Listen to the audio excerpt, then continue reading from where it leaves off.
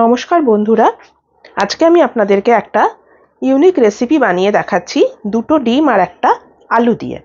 এই রেসিপিটা বানিয়ে আপনারা যে কোনো দিন দুপুরের লাঞ্চে কিন্তু ভাত খেতে পারেন। আর এই একটা পদ থাকলে আর কোনো কিচ্ছু কিন্তু দরকার পড়বে না।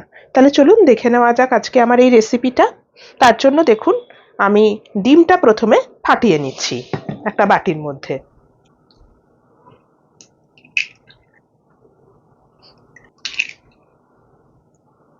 দুটো ডিমেই হয়ে যায়, বেশি ডিম দেওয়ার কোনো দরকার নেই। দুটো ডিম আমি ফাটিয়ে নিলাম। এবার আলুটাকে আমি আগে ছাড়িয়ে নিচ্ছি খোসাটা। দেখুন, এই যে আলুটা আমার গ্রেট করা হয়ে গেল। আলুটা আমি এবার এই ডিমের মধ্যে দিয়ে দিচ্ছি।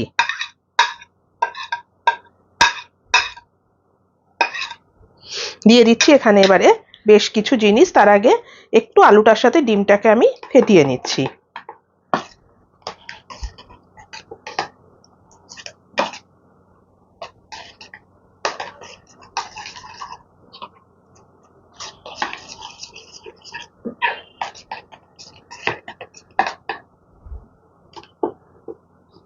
দিয়ে দিচ্ছি এবারে স্বাদ মতো নুন, একটু দিয়ে দিচ্ছি গোলমরিচের গুঁড়ো, একটা কাঁচা লঙ্কা কুচি, সামান্য একটু দিয়ে দিচ্ছি ধনেপাতা, আর দিয়ে দিচ্ছি একটা ছোট সাইজের পেঁয়াজ। পেঁয়াজটাকে কুচি কুচি করে নিয়েছি আমি একদম।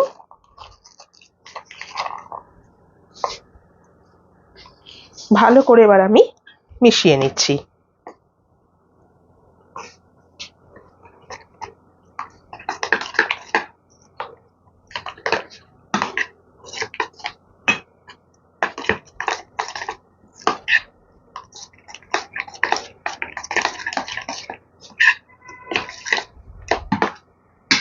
এটা আমার হয়ে গেছে।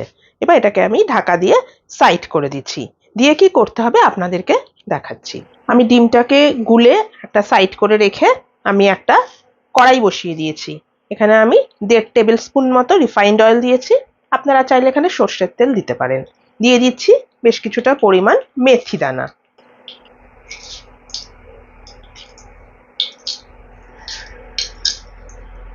মেথিটা থেকে একটা সুন্দর গন্ধ বের হলে আমি এখানে দিয়ে দেবো একটা ছোট সাইজের পেঁয়াজ কুচি। দেখুন, মেথিটা একটু লালচে টাইপের হয়ে গেছে। এবার আমি দিয়ে দিচ্ছি একটা ছোট সাইজের পেঁয়াজ কুচো।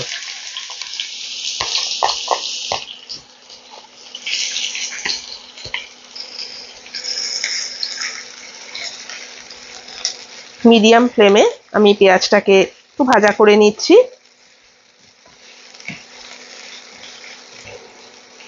কেটে নিয়েছি আমি একটা ছোট সাইজের টমেটো, ওটাকেও আমি কুচি করে নিয়েছি।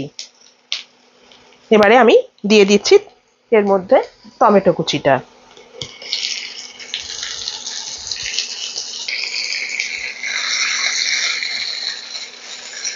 সামান্য একটু নুন দিয়ে দিচ্ছি, একটু তাড়াতাড়ি যাতে নরম হয়, খুব অল্পই দিলাম।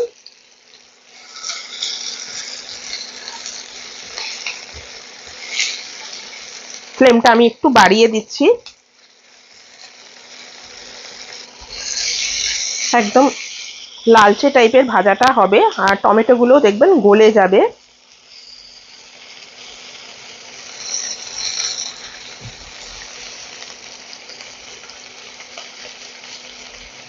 এখন যা বৃষ্টি, সব সময় বৃষ্টি পড়েই যাচ্ছে, সবসময় বাজারে যাওয়া হয় না। আলু ডিমটা আমাদের ঘরে সবার ঘরেই থাকে। এই রেসিপিটা কিন্তু যে কোনো দিন দুপুরেই ট্রাই করতে পারেন। কথা বলতে বলতে দেখুন পেঁয়াজটা আমার হয়ে গেছে লালচে করে ভাজা। এবার এখানে আমি দিয়ে দিচ্ছি 1.5 টেবিল চামচ আদা রসুন বাটা।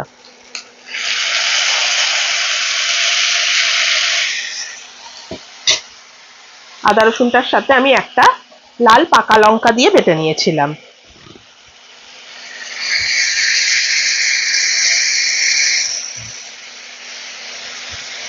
সামান্য একটু জল দিয়ে দিচ্ছি যাতে মশলাটা পুড়ে না যায়।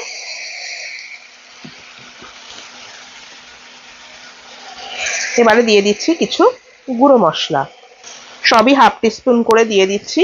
হলুদ গুঁড়ো, ধনে গুঁড়ো, জিরে গুঁড়ো। এবারে আমি দিয়ে দিচ্ছি স্বাদ মতো নুন।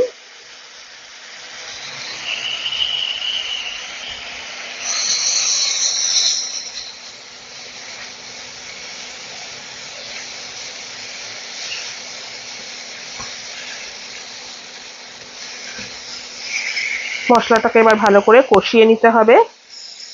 আবার আমি দিয়ে দিচ্ছি জল।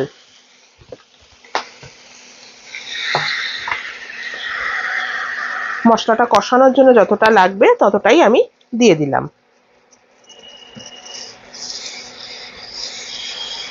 আস্তে আস্তে দেখুন তেল ছাড়তে শুরু করেছে। এবারে আমি দিয়ে দিচ্ছি হাফ টিস্পুনের থেকে একটু কম লঙ্কার গুঁড়ো।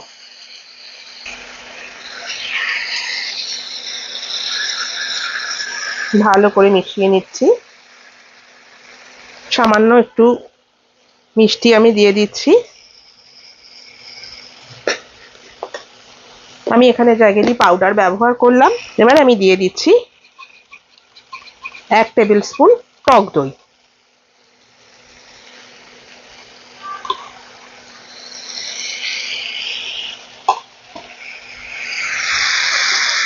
অল্প একটু জল দিয়ে দিচ্ছি আমি। ভালো করে এবার আমি মিশিয়ে নিচ্ছি। নিয়ে এবার আমি একটু ঢাকা দিয়ে দেব।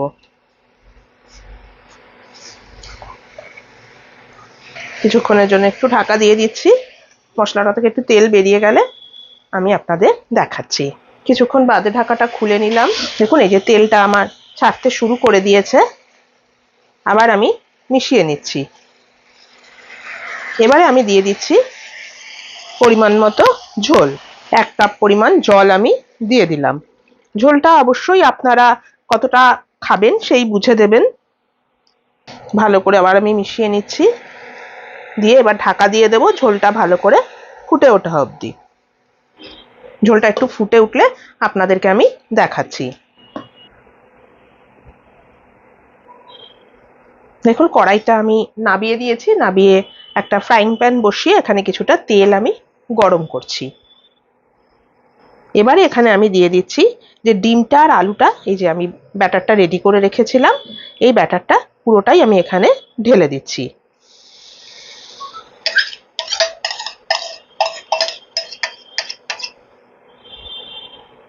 চামচের সাহায্যে একটুখানি আমি ছড়িয়ে দিলাম।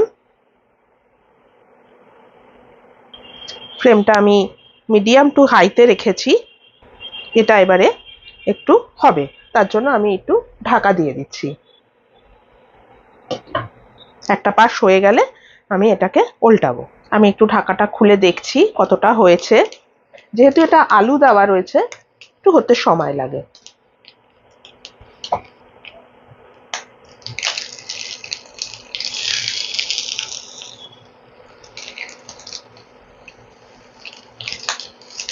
উল্টানোর সময় অসুবিধা হয়, আপনারা একটা প্লেট চাপা দিয়ে এটা করতে পারেন।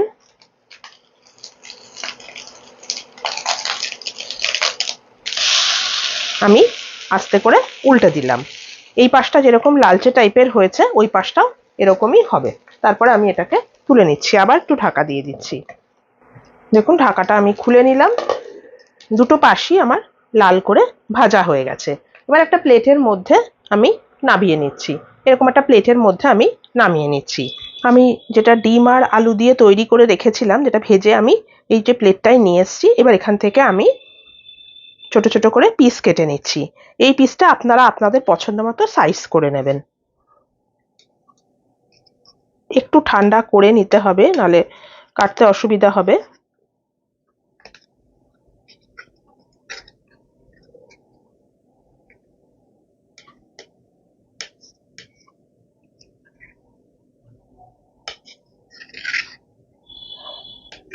মোটামুটি এরকম আমি পিসটা করে নিলাম। এবারে এর যে গ্রেভিটা আমি রেডি করেছিলাম সেই গ্রেভিটাকে আবার আমি হিটে বসিয়ে দিচ্ছি। গ্রেভির কড়াইটা আমি আবার বসিয়ে দিয়েছি। দেখুন ঝোলটা ফুটছে। এবার একটা একটা করে পিসগুলো আমি দিয়ে দিচ্ছি।